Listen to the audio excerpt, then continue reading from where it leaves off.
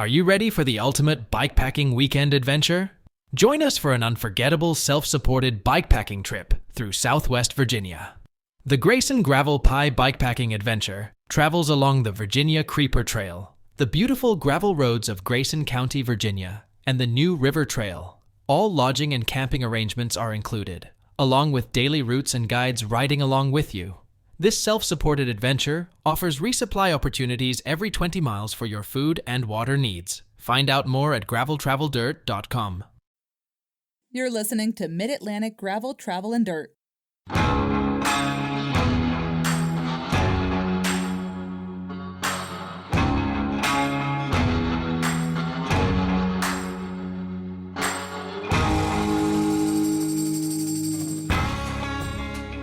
Hi, everybody, I'm Brian. And I'm Joey. And I'm Jess. And we're going to be brisk tonight, so sit down and shut up. Whoa! Hey, Joey. now, hey! I didn't even get to tell everybody that this is episode 170. If you're new here, we're usually not that aggressive. We're usually He was not that. super aggressive there. I'm aggressive way Andy aggressive. tonight. But this is a podcast where we talk about gravel bikes, adventure biking, bike packing, bike camping, or just playing bikes. And joining us a little later in this episode is Adam Diem, who I hope I got that name right again. I've been bad with names lately. Sure it's not Carpe?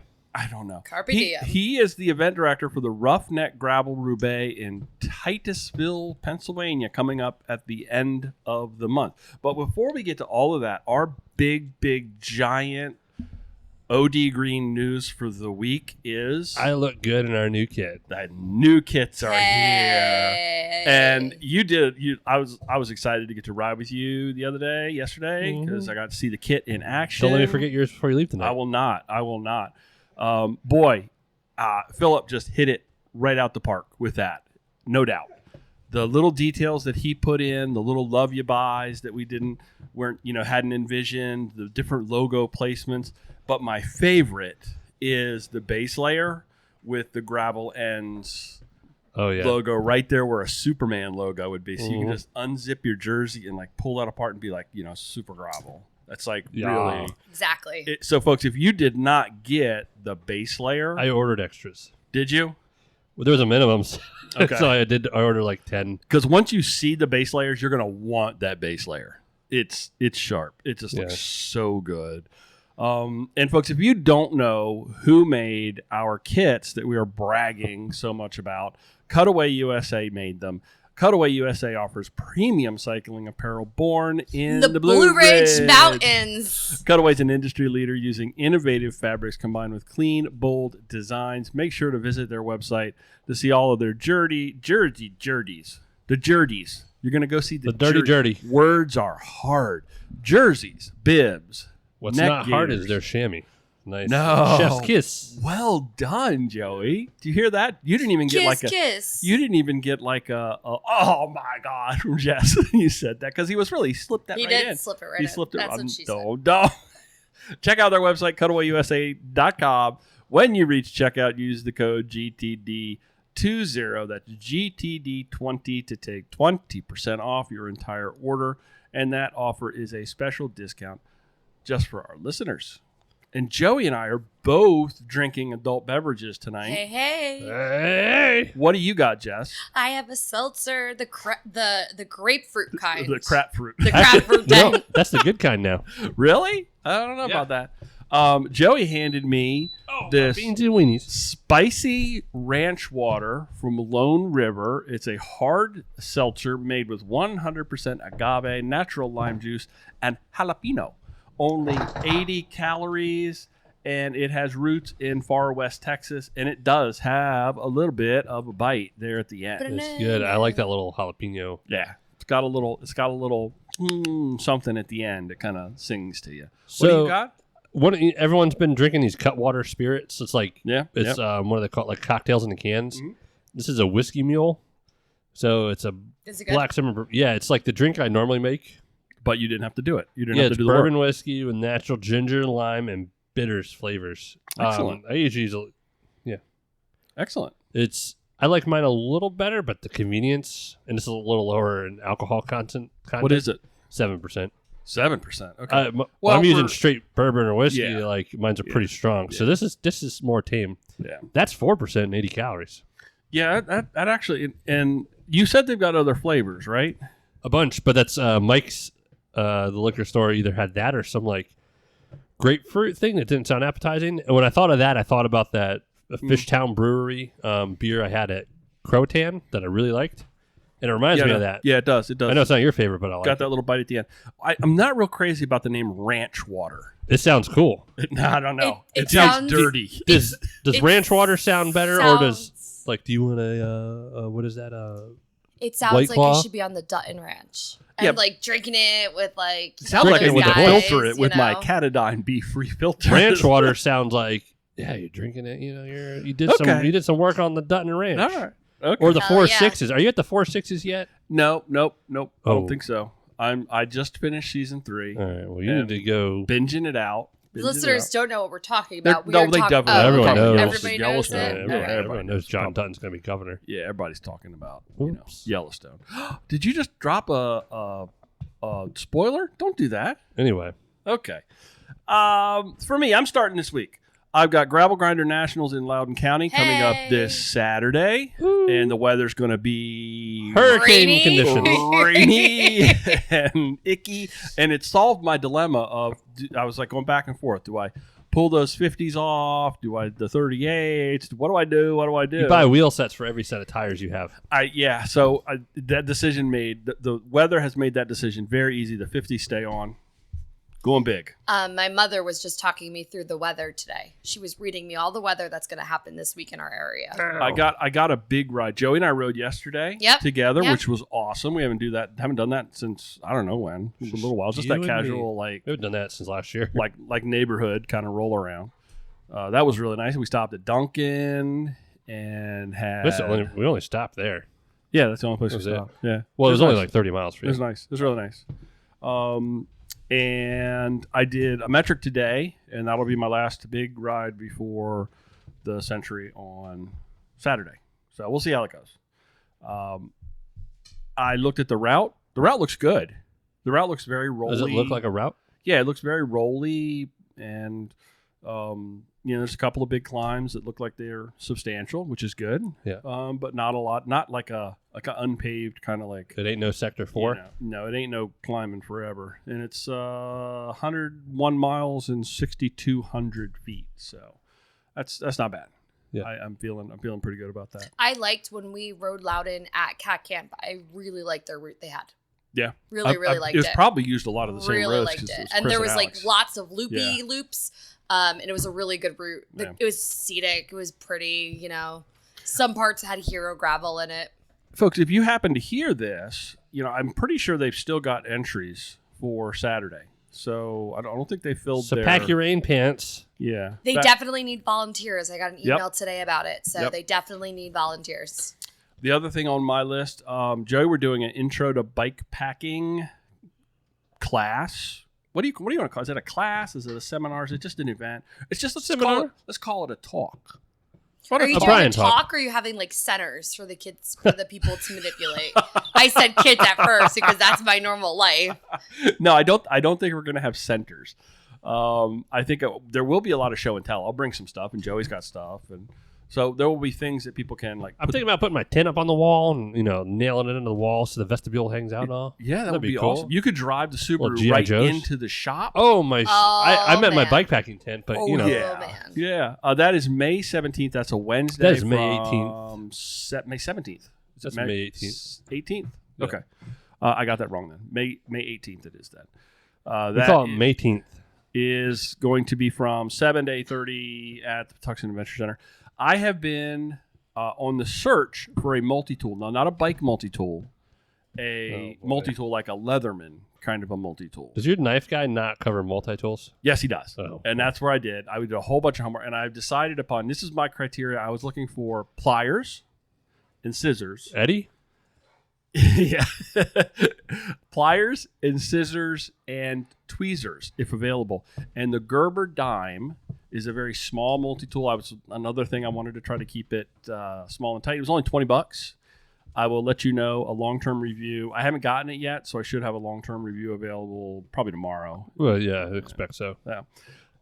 That's all that I've got. I'm excited to have that on my bike because I've always missed having a pair of pliers, and I don't like carrying the big multi-tool. So that one kind of hit the mark. Hit it hard. What about y'all's world? What's going on over there? Who wants to go next? Well, Guess Joey's going next. Go ahead. I rode 3 days in a row. Hell yeah, Joey. Good job. Did you ride today? Right on, brother. No, Saturday, Sunday, Monday. Oh, good job. No, I Stuart. started work like at 7:00 this morning. No, I know. I'm just. This is a long Joey Tuesday. No, but we did our nice gentleman's ride. That's a good word for that. yeah, That's a good way to describe Gentleman's that. ride. I Yeah. was trying to explain it because Chris is missing out on some rides. I'm like, we had a really Chris needed his haircut. I'll tell you why, he still needs a haircut. I need a haircut. No, I'm just kidding. He looks good. He looks sharp. Mm. If anyone needs a haircut, I'm not saying it. I'm going for the Chris Howell look. He looks dashing. But the we did the average show. Then me and Jess did a little John on Sunday, and and we did our gentleman's ride and feeling pretty good. That was nice. I'll ride all this week. I'm going to take Jess out Thursday night before all the rain, and then because I think this weekend's going to get rained out. Yeah. For people that aren't doing like gravel Yeah. events, aren't doing like an event that's like a gotta go. And then I basically roll into I head out early Monday morning for the Catskills. Fish So camp. that's why we're doing 2 episodes tonight. Yep. Which we haven't said. But yeah, I won't be riding next week. Cool. I thought about because every year the way the fishing works up there is all the hatches and stuff start out in the afternoon after like 1. So you spend your mornings either tying flies and going over gear. Hey, while he's playing with Blake, I got good news. And go ahead. what? No, What's your I've scheduled my teeth. Oh, I have forgot about that. yeah. I have got my first appointment scheduled for my teeth. Oh, Go ahead. I got chiclets for you. That's what they are going to end up to be because that's all I can afford. They're going to put anyway. Go ahead. So I'm still torn because there's a lot of gravel right where I'm at, and it's very punchy climbs. You're taking a bike? Thought to about fish taking my camp? bike. Yeah, Don't do that. no, because the mornings I No. have multiple mornings, but then I'm like, yeah, No, go because fish. I could go throw some. You just don't fish in the mornings I know, but because I'll fish for 7-8 hours after 12. you work. And I'll say this: you work very hard, and you work very long. Do I hardly work? No, that's not true. And I think some mornings with just some quiet time, take a book, sit on the porch and a little porch time, Stare at the and book? I don't know how to read. Maybe you could wrap yourselves up like they do in Yellowstone in a blanket and just sit on the porch. Have you seen this place naked. where I'm staying? No, I haven't. It is a place where it has a room. It is a fish camp place. It's Well, it's okay. furnished. So it's like And the it's okay. bunkhouse. Bunkhouse is saying a lot. Yeah. Okay. It's All right. nice. Like I would take Jess there and sleep, but it's you go there and the room's there to sleep. That's It's it. not extravagant That's all. lodge. Like there's a lodge up the river which Uh-huh. is double the price and Why would you do that? is amazing, but you don't spend any time. And then in the evenings when we get there, my favorite part last year was you get back right before dinner time. You cook dinner instead of going out to eat, and then you're just kicking the can with all the guys out in the big Yeah. lawn. I sent Jess pictures; she's seen it. You got a charcoal grill going. Everyone's throwing rods, and So so the room's there just to sleep. do you take food already made, or do you make food when you're there? Both. Like I smoked pork, which we'll have a night or two, and then we'll do sausage and peppers. I mean, you can go out to eat. We used to do that back in the day, but 3 years ago, with COVID started, we decided that we were just gonna, go to the grocery store and cook. That was so much more enjoyable, and you save so much money. It's ridiculous, but Yeah. it's so much more fun to have mostly guys. There's really no girls there, but having all the dudes there. Yeah. Everyone's smoking pipes, not tobacco pipes. Okay. I don't know. Having a little bourbon and scotch, Nice. and just you don't get trapped. You just have a nice little drink and then tie some flies. That's nice. That's a good weekend. That sounds like a And good. that's my therapist. Sounds like a good time. Yeah, it's my medical bills. This is next weekend. Jess, what is going on in your world? You got your cat ears on. Got my cat ears on. solo while I'm gone. Okay. Yes, I am solo. But luckily, Joey's parents will come drop me off dinner. So if anyone wants to DoorDash, I'll give you our address. Yeah. DoorDash her some ready. Usually I don't eat meals. Like Joey usually I prep prepares you. meals because I won't eat. Like if Joey's not here, I won't take myself out. I won't do anything. I just won't eat. That's nice. So you need to eat. So we need to eat. So but no, I rode Saturday. It was nice. We did the AJR, and then I went back out with Amanda And we did Maryland Ave. I saw y'all did extra. So Nice. we did a little extra. I don't have a Garmin or anything on there, so I could not even tell you how many miles we did, but it was fine. It was probably about 30-ish. And then we Maybe even a little more. Yeah, Maybe even a we little more. went to Lotus afterwards, got some breakfast sandwiches and some coffee. Sunday, Joey and I rode. It was a really nice, we did Olivet. Then we did a back road called Surrounding Ave. It was like a big that is. loop. We did soundings. Soundings. Oh, that's it. And it was nice. It was good. It felt good to be back out. Blake last week had the kennel cough. Mhm. So we were up a lot. We were doing like literally parenting back and forth, rotating days, who would stay home with Blake and stuff like that. We went to the emergency vet ER on Joey's birthday. So that happened. But we were doing better. So I ran today. Sorry. And yeah, no, it was fun. Yeah. I love running with Blake. It's so much fun to run with him. Oh, I bet. Because like I carry his treats, like he gets really excited, you know. Because you can see, like, look how you wore him out. Exactly. He's not even. We just walked home from the bike shop, but usually Blake goes up to like 4.5, 5-ish miles with me. So it's nice. Cool. Yep. So I'm excited. 30 more days left of school. Really? Yep. I will have one solid week off, and then I will start teaching summer school. Okay. So it's good. It's a different age level. There's no grading. There's no standardized testing. It's just teaching. having fun. Nice. Yeah. Nice. So it is. Will they nice. have activity centers? We do have activity centers. Nice. Ooh, man, I just knocked that down.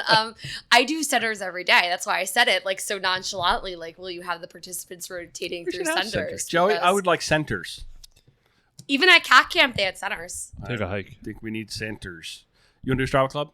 Yeah, top 100. We have one famous person on here, but start with number 1, Kelly Wolverton from Riggerstown, Missouri. Rogersville. I saw the T down below. This is why I can't read a book. Rogersville, Missouri, with 145.7. Good job, Kelly. Chris Joyce. That's multiple times recently, I think, for Chris Heyo. Joyce. You think so? I don't know. remember the Sounds name. familiar. From Knoxville, Tennessee, with 212.7. And the famous, I was thinking Chris Cooley. Tim Cooley, Chris's brother, from Huntingtown, Maryland, with 207.4. I think he did. Was it Canal. Chris Cooley with the I think we're at the Redskins. Redskins? Yeah. Oh, we can't say that anymore. Commanders. Commanders. Commanders. We went up to 122.6. No, Was that that's up? down. That's down? Were we at It's 130? down like 10 miles. Oh, man, I'm going to make it this Not week. sure what that's all about. 122.6 for the top 100. We are at 820 from 818. And then Ever our closer. Strava club is strava.com/clubs/gravel travel dirt. P.S. The first round of patches went out. Oh, excellent. So- I still owe you That's the, okay, that's the- okay, that's the okay. spreadsheet. Oh. But the first round of patches went out, so that went out, and they'll get like a nice, thank you note, stickers and stuff like that. And if you, I think half the hats are gone. Half of them are gone. Yeah, I'll do another Instagram blast. Get your hats, folks. Yeah. Get your hats; they're really nice. Now, Yeah, we have to order more. we talked about the kits, and we've also talked about doing another order on the kits. Yeah. Yeah. And we actually will add in a tech tee shirt. Yes. kind of. Yes. So I wonder how the tech tee would play with the base layer. I bet you that would actually be even good too. You can't see the tech under a tech tee. You can't see a base layer, That's true. You don't unzip it. Yeah. Yeah. and yeah. it goes up like normal. It's not as risque. So pay attention. Pay attention to the gram, I guess, is probably the thing. So that you'll get plugged into the hats, and if we decide to do, I guess really just let us know if you want to do. If folks want more jerseys and stuff like that, we'll do another round. Joining us now, Adam Diem from the Roughneck Gravel Roubaix. Welcome, Adam. It is great to have you join us tonight. Yeah, thanks, guys. I was really looking forward to this. So where are you calling from tonight? So I'm calling you from my basement currently in Brecksville, Ohio, but my spirit is on the gravel in Titusville right now. I was there this weekend visiting my in-laws, and the gravel is just in amazing shape. So is that even though you're in Ohio, is that still kind of local to you? Yeah, it's about 2.5 hours from me. Okay. But that's where I grew up there. I was born in Warren, Pennsylvania, and then I lived in Pleasantville, Titusville, that whole region, my whole life until after college. Cool. So Yeah. On a candy scale, when you say the gravel's great, what kind of candy would you put that at? Well, I'm a Swedish fish guy, so I would put it right there. It's kind of long, skinny gravel. Long skinny gravel. Yeah. Yeah, I mean it depends on what township you're in. There's some sections that are, for those that are familiar with Barry Roubaix, that have done that are kind of that sandy gravel. And then there's some sections that are more of the chunk, like you're going to see out at Garmin Unbound, and everything in between.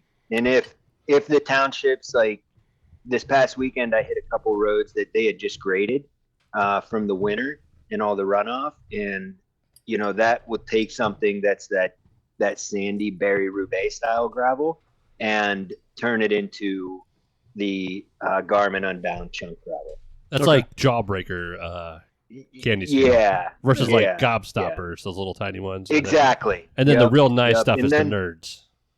Yeah, there you go. And then there was one place, like two guys drove up from Pittsburgh, rode with me Saturday, and they came on one section and they sent me a picture and they said, we found the Roubaix, and it was just like these buried boulders in the road. Whoa. So yeah, lots of good terrain.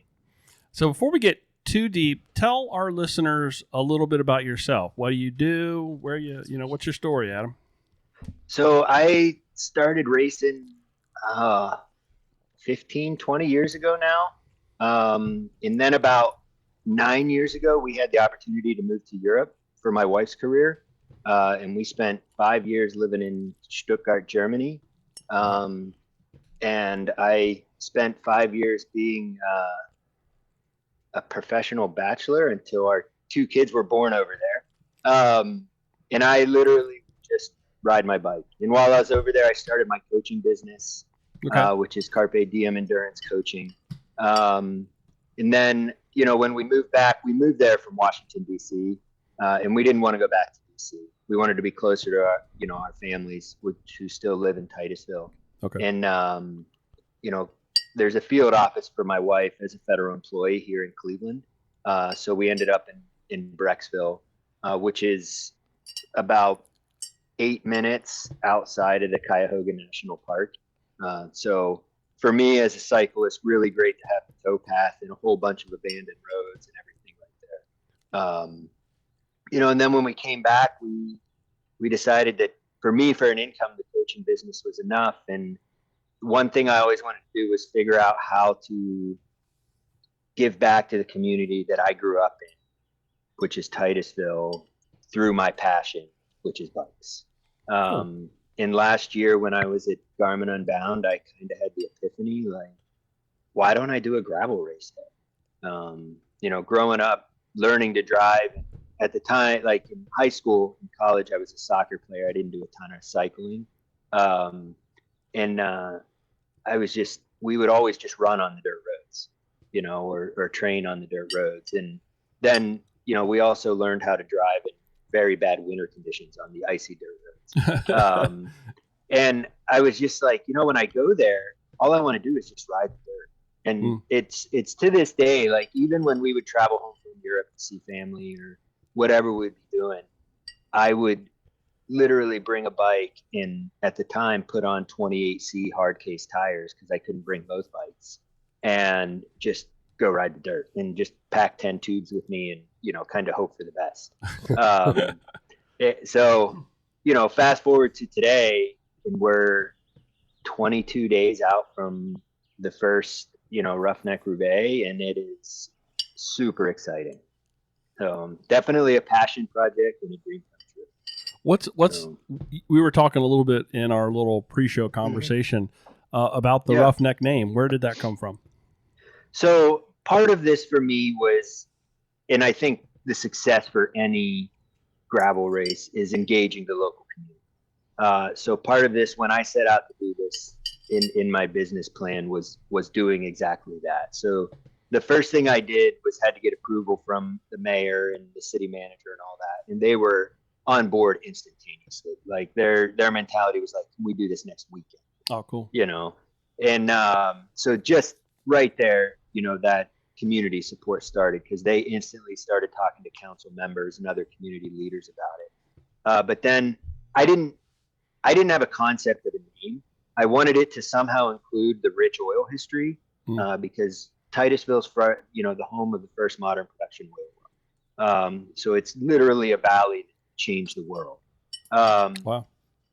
And I was just struggling with the concept, and so part of that plan was, well, why don't I do a competition with the paper? And Garrett, the local, I guess, beat reporter or whatever you want to call him, the council meeting that I had to go to and present to council to get special event approval, he was there, and he said, hey, can you tell me more about this? And I said, well, actually, I'm really glad you're here, because I want to do a naming competition, and I need you to do an article in the paper. And he said, what do you mean? I said, I don't have a name for the race yet, but I want someone local to come up with that name. And we ended up with, I think, 42 or 62 entries. Wow. From people locally. And as part of that, I awarded the winner a $100 gift card through the Chamber of Commerce locally, and the second place person $50 gift card. And I emailed them all coupon codes, for a discounted entry. So did you ultimately pick the name from the submissions, or was there like a voting thing? I mean, you could have ended up with like Mick Racy. Right. Yeah. So we kind of gave them some guidelines within the article, right? Like we said, we want you to incorporate the oil history, and we want you to somehow incorporate cycling. And I was very clear that it needed to be well thought out and politically correct and everything. Sure. Right. I didn't want to have any bad juju with any of that. So, and it was great. And the guy his name was Scott Pringle, and he grew up in Titusville, lived there most of his life. He sent me a really nice email, and it was like, here's where I'm at with this. I want to do Roughneck because that's the nickname for an oil field worker. Mm-hmm. That's what they're known as. And he said, I think you need to have gravel in it, because otherwise, and you can see this on any of the routes if you've looked at them, the roads there, they're not marked correctly. On Ride with GPS, when I create a route up there, it'll be 90% pavement and 10% gravel. Whereas in reality, it's probably 95% gravel and 5% pavement. So it's this, and he said, you need people to understand that it's truly a gravel race and not a road race. Right. And he said, and then I want to incorporate Roubaix, because that's one of the oldest races and one of the hardest, spring classics, or as we know as cyclists, the queen of the classics, right? Right. And I instantly fell in love with that. Cool. For me, that was the one. But there were a couple others, like there was the, I think the Wildcat Dash or something like that. And Wildcat was a historic well in the area. Okay. There was one that incorporated black gold. That was another just great, a really good name. So I took my top 5 and I went to the mayor and the city manager. And then, we kind of talked him through, and, we settled on the Roughneck Gravel Roubaix. You did that right. So, You did that right. Yeah. That's really cool, because you instantly engaged the community. And, so many times event coordinators and directors have that issue with, all these bike people are showing up, and, what are they doing here? They're on the roads on this day. And there's that, almost instantly some sort of controversial kind of headbutting. But by engaging the community, that was really smart. Really smart. Kudos. Yeah. And I think doing it early is the key. Because if you go to them after you've got everything planned, then you're struggling to get that buy. Yeah. So, yeah. We've talked a lot about it. What are let's go to the details of the event. Mm-hmm. Let's do event dates, the riders, the distances, the routes, all the things that people definitely need to know. So there's the event date is May 28th. So it's fast approaching. Memorial Day weekend. Okay. There's 4 routes planned. There's 100 and change. There's one section we're waiting on final approval on. From a private landowner. Regardless of whether that section gets approved, it doesn't add or detract anything from that route to not have it in there. There's plenty of other good gravel close to it.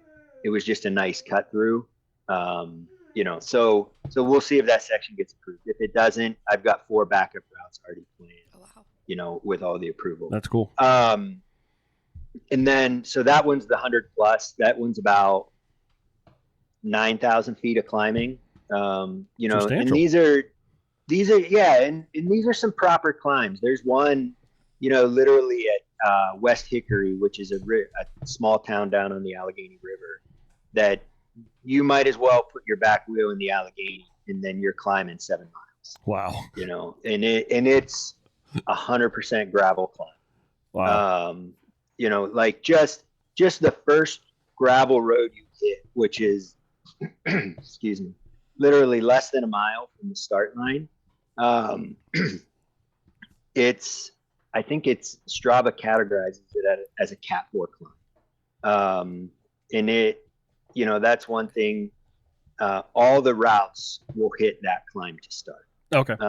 So they all go up it. I think the Strava segment's on it 6.5 minutes or something like that. And that's literally one of your shortest segments, Strava segments, or shortest climbs. So I would, having spent 5 years in Europe, I would call them proper climbs where they're sustained efforts. They're not these short, quick, punchy style. Yeah, little rollers. Yeah, you get a quarter of the way back up from the down, and then by the time. Yep. I always say if you can see the top of the climb, it's like, if you can see the top, it's not. I like that term, proper climb. Yeah. So then the next one down. So we called that route the McClintock, and it's named after the McClintock well number 1, which is the oldest producing oil well in the world. And their final aid station, which is about 25 miles from the finish, will be at that well site. Oh, that's cool. That's really cool. Tell me, is this a timed race? Are you segment timing, or is it chip timing, or is it a ride? Yeah, it's chip timing. Okay. But I think that's one of the great things about gravel is there's a home for everyone. Sure. And absolutely. And that's what I truly love about gravel is, you have those guys that are at the end of the race and they're out there to ride this thing as fast and as hard as they can. And then you have those guys that they're going to have a boombox on the front of their bike. And, exactly. But at the end of the day, everybody has a great time. Yeah. It's that shared experience. Shared experience. Yep. And I've been that guy that wants to get to the end of the race and had a mechanical.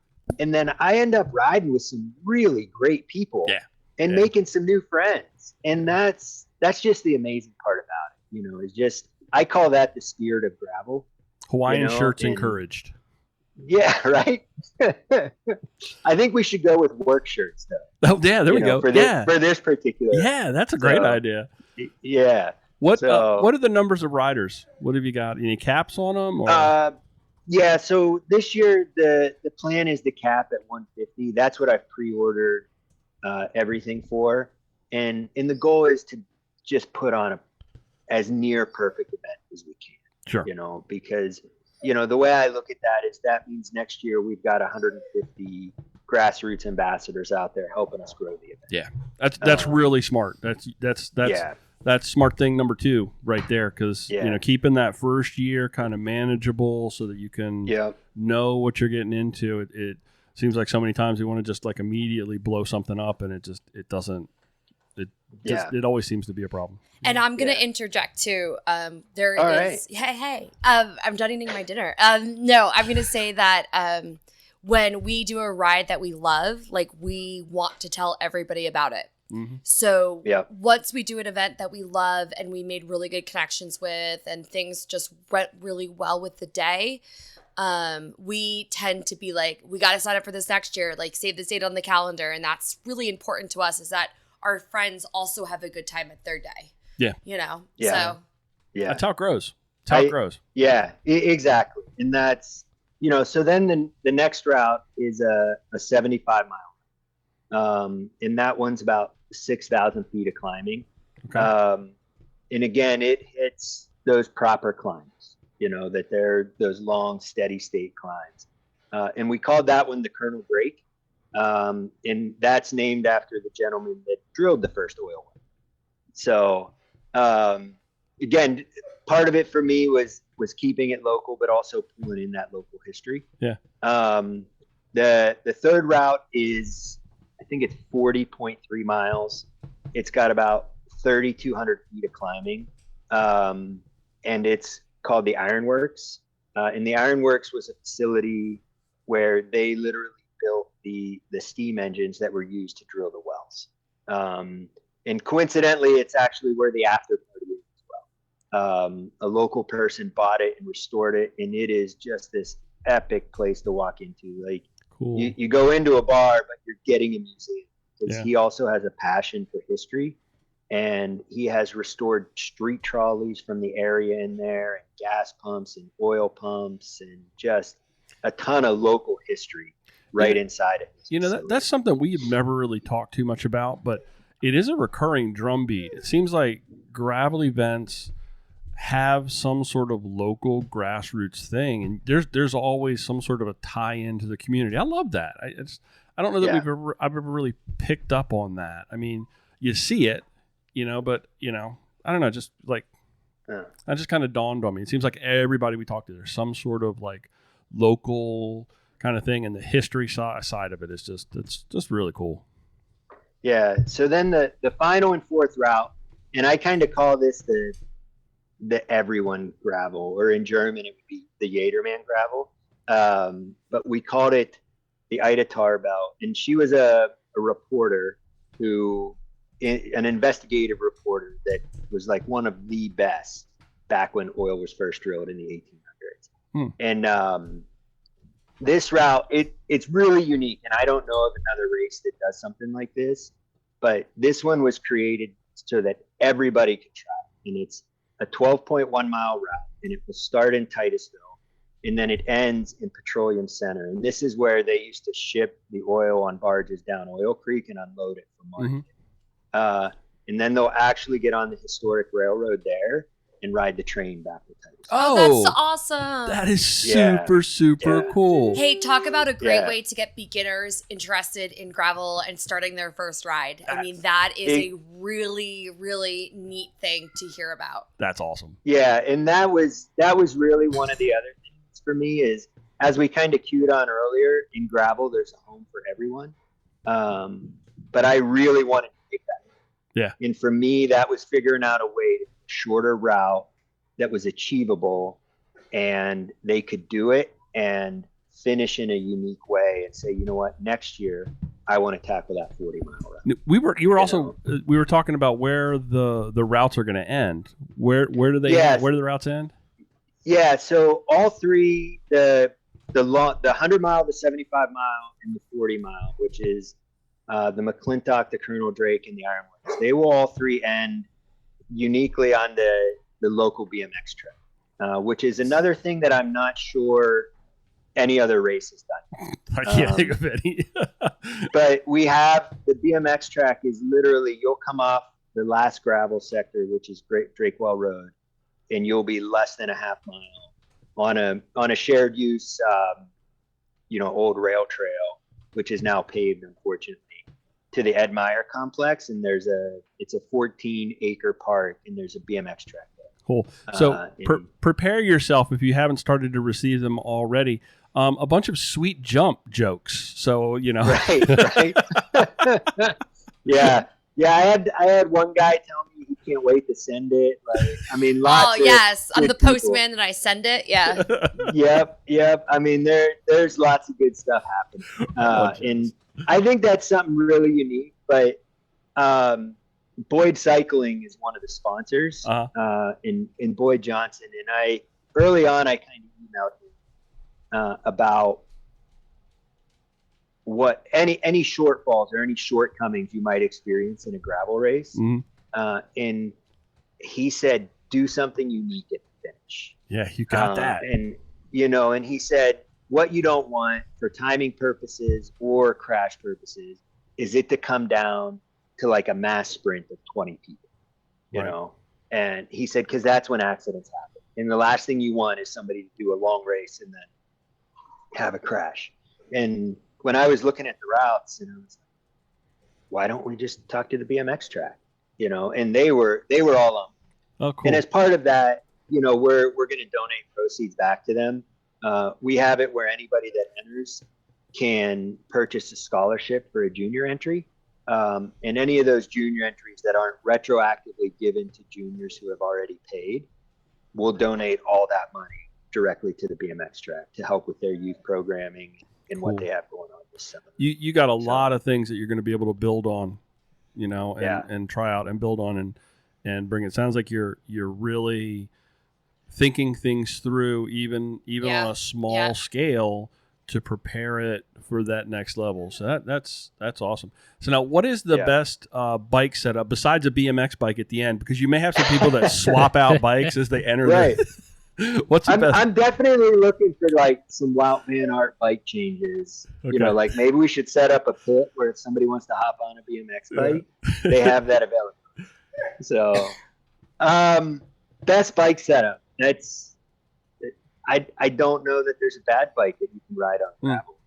I mean, I wouldn't want to do it on my track bike in 19C tires. But like, for example, I ride the Cannondale Super 6 Evo SE, and I'm set up with a 42 front and an 11 by 40 rear. And then I have the Boyd Pinnacle wheels, and I have two sets of them. And one set I'll have the Kenda Flint Ridge on. In the other set, I run the Kenda Allevium. And the only reason I have two sets is because they're tubeless, and I hate swapping tubeless tires. But basically, if it's a wet, muddy weekend or predicted to be, I would want to have a little more traction on some of this. Okay. And that's where I would look at running that Flint Ridge. But if it's pretty dry, like it was last weekend when I was up there, that Allevium, or what some would call a file tread, is going to be a really nice tire combination to have. So, yeah, I would definitely roll tubeless. There are some climbs on the two longest routes that if you have a 2x setup, you're going to be thankful you have it. Keys Road is one of those climbs. We actually we're calling it Hand Up Hill because Hand Up Gloves came through and they wanted a Strava segment to sponsor. Nice. They sent us a bunch of flags and swag that we can hand up on the hill. But that climb, it's about 6.5, 7 minutes, and there's parts of it that hit 26%. And it's And it's one you of mean those 26% like hill climb? Yeah. Yeah. Okay, like I get to a 13 and I just start pushing my bike up. Like I don't even give it a shot. Like there's not even. Definitely we'll hand you something, whether it's a push up the hill or a pair of gloves or socks or something. So, you know, and it's one of those no winter maintenance roads as well. So, and there's somebody has put graffiti on the sign that says no winter maintenance, and they've written down there in a big Sharpie, or summer maintenance. So it's one of those rough roads, you know, but it's one of those roads like in high school to drive down it in the middle of winter, you would like be the talk of the school for a week because it's such a challenge to drive in the winter. So, you know, it's a fun one. You mentioned Hand Up. Any other event sponsors you want to get some shout outs to? Yeah, definitely. So Four Seasons Cycle in Franklin, Pennsylvania, they jumped on board immediately as the title sponsor. And they're, you know, a small family-owned bike shop, but they are amazing. Jim Cole, the owner, offers drop off and pick up for all his customers of their bikes. Like he goes out of his way. He's a huge advocate, not only for gravel, but for mountain biking and trails and everything in the area. And then the Ironworks Tap House, which is where the after party is, Bob Joyce, the owner, has just gone out of his way. I mean, he's got 3 live bands coming in on event day, you know, to kind of that way, like as people are finishing early, you know, the 12 milers, for example, as they come in, they've got music. And then he's got another band coming in later in the day and then another band going through, I think midnight. That's So, cool because sometimes, when you Yeah. do the longest distances and you're Lantern Rouge kind of land, sometimes you miss the band and you miss the food Yep. and you miss the fun. So that's good that they kind of spread that out. That's well done. Very well Yeah, done. and then Aaron Stevenson from Kenda Tire, again, one of those guys. He just jumped on board early as a partner, and one of his main things he said to me was, "I want to be a partner. I want this to be a long-term thing that we do together." And that Cool. seems to be the trend with all the sponsors, if you will, is they don't want to be sponsors. They want to be partners. Yeah. It's a good way to refer and to then, yep. And Boyd Cycling came on board early as well. And they actually did a scholarship thing for free junior entries that we did, giveaway through Facebook and Instagram. And then Presta Cycle came on to do 4 free women's entries that we gave away. I'm trying to think who else. Hermit Pack is a company that's local. He actually makes waxed canvas custom bags in like bike bags, any color you want. He's given us 12 bags with our patch and everything on it as podium prizes. And he will make, it's amazing the stuff he makes. I sent him a picture of a backpack and said, "Hey man, I'd love to have a laptop bag that looks like this." And he goes, "All right, let me draw some stuff up. I'll get it done for you." So nothing's outside of his wheelhouse. And then the local True Value came on board. The local massage therapist came on board. She's going to be there providing race day massage. She's even to open up some slots Friday night for anybody that comes in town that wants to get a pre-race massage. I'm trying to think who else. Damn, Adam, Oars Brewery. You are doing this right, dude. I'm on. trying, man. Right on. I love it. Oars Brewery is a local brewery, probably 100 yards from the start line. And we're going to do a Friday night preview ride that's women's only. And they're reserving space in their dining room where we can then take those 2 coaches that are doing the preview ride with the ladies and go up there and sit and have a conversation quiet away from everything else. Nice. Where they can talk about gravel, talk about training, whatever they want to talk about. That's awesome. That is awesome. Yeah, and then the local print company, Drake Printing, has done all of our print and everything like that. Gibbons Business Solutions is a local company that does web design and logo design.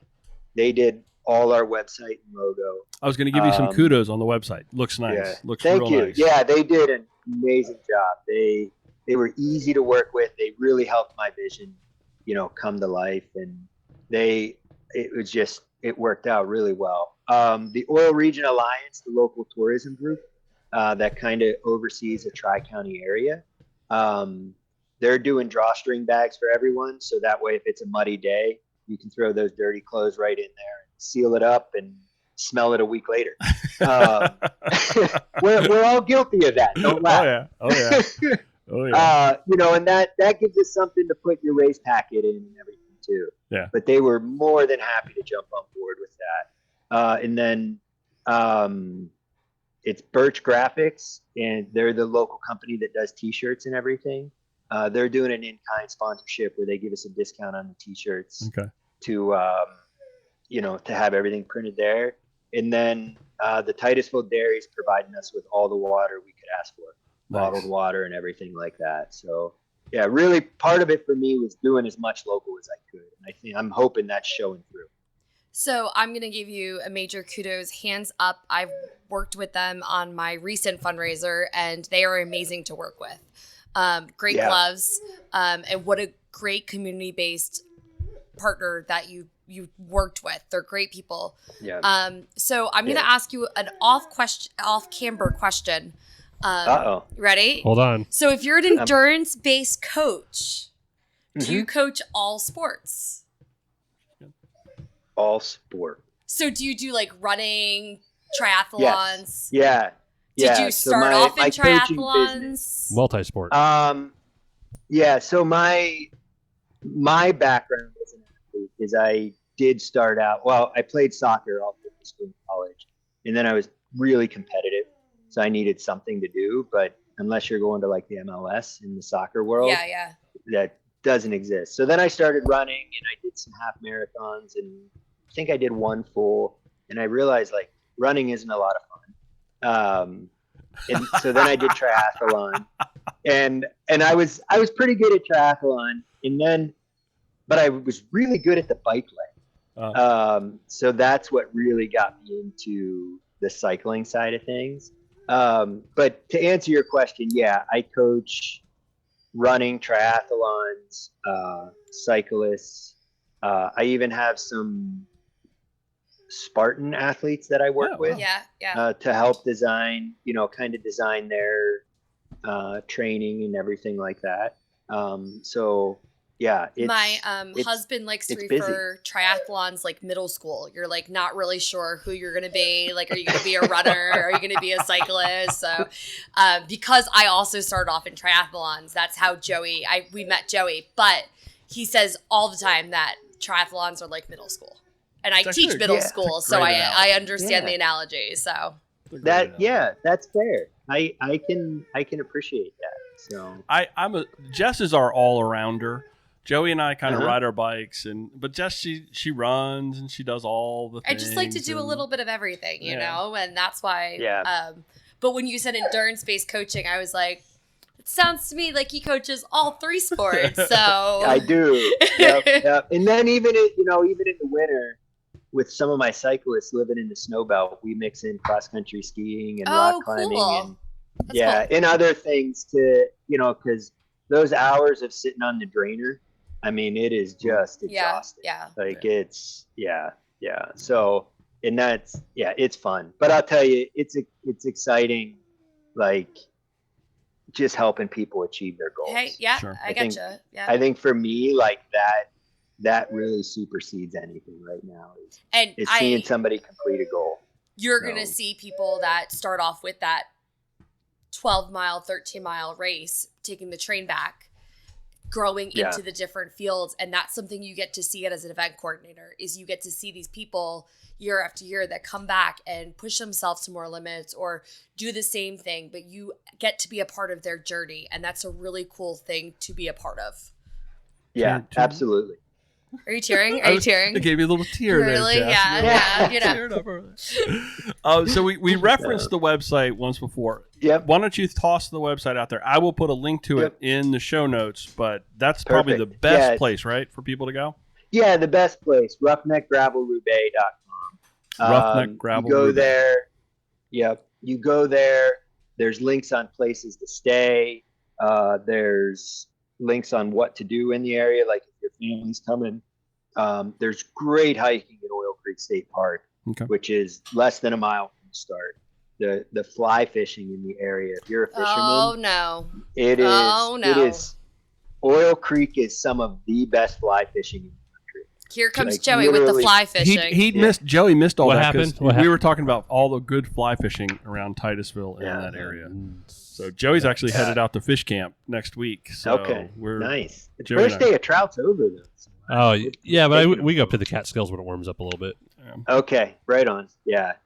And then there's a group in town that they do Segway tours. If somebody wants to do something like that, hot dog. Awesome. There is the Drakewell Museum, which is a museum of the first oil well and everything like that. It's a really cool museum. Yeah. Hey, this sounds like a really fun weekend for me to go on. As I look at Joey, I'm like, Joey, this sounds fun, hon. It's coming up quick. I'd actually go, but I think I'm doing a Gap tour that weekend. That's Memorial Day weekend. Well, I run a bike shop, but that's like my busiest my busiest weekend to kick off the year. Just things I don't do either of those things. You have a rooftop tent on the Subaru. But I will not be opening my rooftop tent by myself. There is no way. I hope there's a Marriott close. There's not. There's a really cool motel, but it's actually booked full. The Caboose Motel. So what it is 21 train cabooses that they've converted into motel rooms. You want to stay in a caboose? No, Jess shaking her head. She does not want to stay in a caboose. Yeah, but they're completely refurbished, so they're literally like walking into a hotel. But I usually am the butt of all the jokes, so. I see what you did there, kitten Jeez. lady. This looks pretty cool. The hotel. Yeah. All right, well, listen, thank you, Adam, for sharing all of that with us. Now, one of the things, I'm not sure if I even mentioned this to you, we like to ask our guests to stick around for this or that. And we take two things, throw them up against each other, and you make a choice. And they're always very, very controversial. Not at all. This wasn't on the outline. No, it wasn't. No, sorry about that. I meant to send it. So the order of operations, since you're our guest, I'm going to ask you first. I got 4 of them. Then Jess will provide her answer, and then I will answer. And then Joey, if we can get him off of Instagram, will provide his I'm not Instagram. Okay. First item, Three Musketeers or Snickers? Snickers. All the way. Jess? They're candies. I know what they are, Brian. Good grief. I'm going Snickers, but I like my Snickers frozen.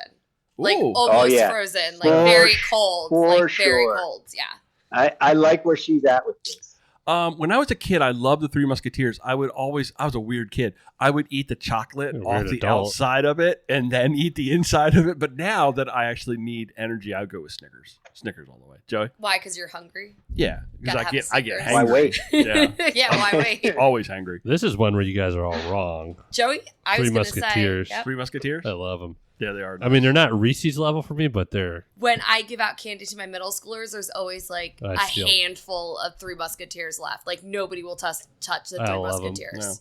Do you do that right before you send them home so their parents deal with the sugar high? Yeah, basically I just try to keep them awake in class, so I just constantly am pumping them with sugar. Little caffeine IV drips. Second item, paper or plastic? For what? Paper. Jess? Your choice, whatever you want. I'm going plastic. Really? Of course. Oh, I think wet paper is like the grossest thing in the entire world. Like all the textures, like texture things drive me nuts. Like I know I have like OCD and I get it, but like finger painting makes me want to skeeve. Like bubbles makes me want to skeeve. Like all those things I can't stand. Can we get a list? Get back on track. I want to get a list of all the things that make you skeeve. Oh God. Because this could go all night. You know what? I'm going to go with paper just because when I was a kid, we used to have to cover our school books. You still make kids cover your school books? We don't have school books. They're online. God, we used to have. It would be like you would get a demerit if you didn't cover your book. But remember those like you could use a brown bag. How would you do that with a plastic bag anymore? And then they came up with those like spandex thingies. Book socks. Yeah, book socks. Yeah. Joey? Oh, paper. Paper all the way. Yeah, freaking. We all know how bad plastic is for everything. M&M's with or without peanuts. It's our second candy related. This or that. I'm gonna go with peanuts.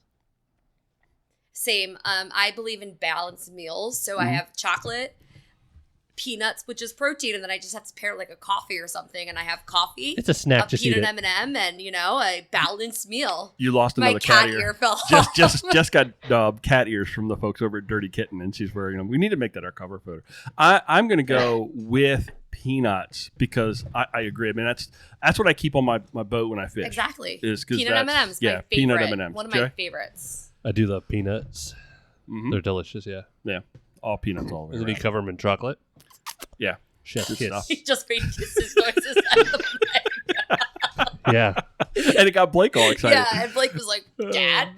Okay, last one. And I swear this didn't come. I didn't know about the whole end of the 12-mile thing before I wrote this. Would you rather take a train or take a plane?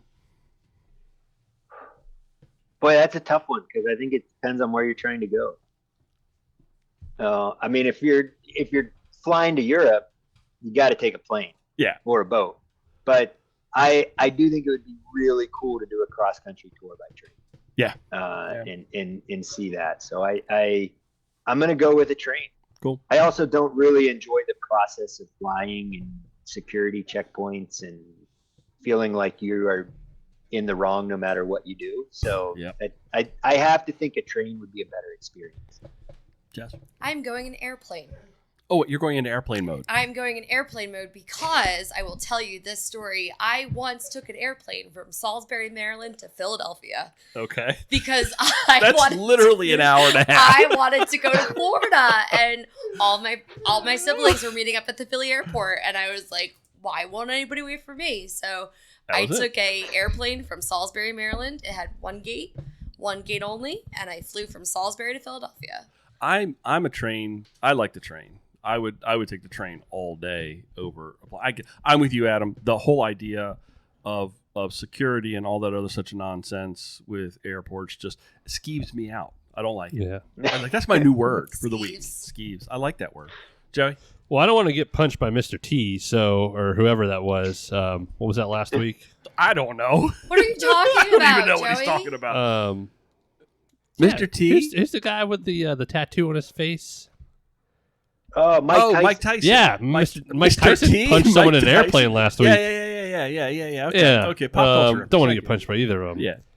I thought we were looking for the A-team here. Oh no, I wish. We did talk about. Then I would the take a A-team. van. We talked about the A-team van a couple weeks ago. That was good. We saw that. There's actually a mailbox on one of the routes that's Mr. T.